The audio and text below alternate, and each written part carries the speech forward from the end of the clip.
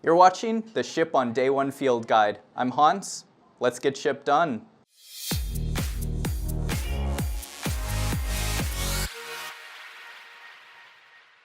You're probably watching this video because you're interested in measuring your test automation. So as a software developer, you and I know the importance of unit testing and integration testing.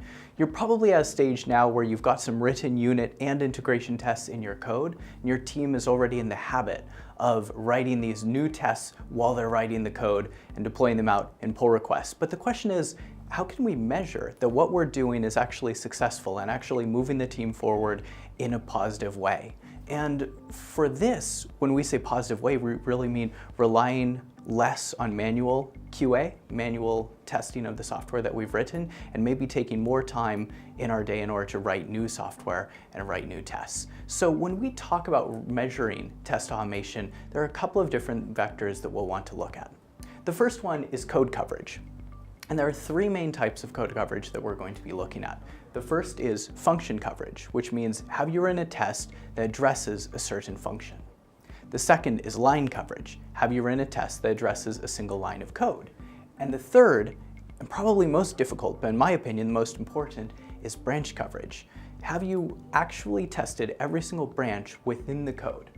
Here's a good example of what a branch is. If we have an if statement, if this, then execute the code on line 2, we need to check in two different tests, one saying if this is true, and one saying if this is false. And the reason why that's important is that something happening within the if block might affect the code outside of the if block. And therefore we do need to check both the conditional true and conditional false. And that's the only way to be able to up our branch coverage. That's why normally you'll see higher function coverage, slightly less line coverage, and slightly lower branch coverage. When it comes to coverage, don't think about getting to 100% as the only goal. In fact, if you're starting from 0%, even getting into the double digits is a fairly significant win. The number one milestone that you should be thinking about on your team is whenever we're merging code back to master, is test coverage going up? And that can be very small. Is it going from 1% to 2%, or even 2% to 2.5%? If the answer is yes, then it's a win. A second good milestone to bring to your team is to say every single pull request that we write should have a test associated with it, unless it truly is just a documentation change, or it truly is a pure refactor, which means that it shouldn't change the tests, because by a pure refactor, you won't need to change the logic because you get the same results given the same inputs. The final thing that you want to look at when running tests is making sure that the speed to run tests is tight.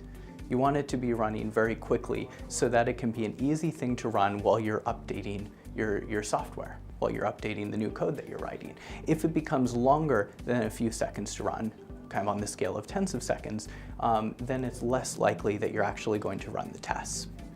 These are some things to think about when talking about measuring test automation and to keep in mind when you're building out your test plan. Join us next time and we'll talk about how to optimize your test plan. You can find that video as well as many others on shiponday1.com. Thank you.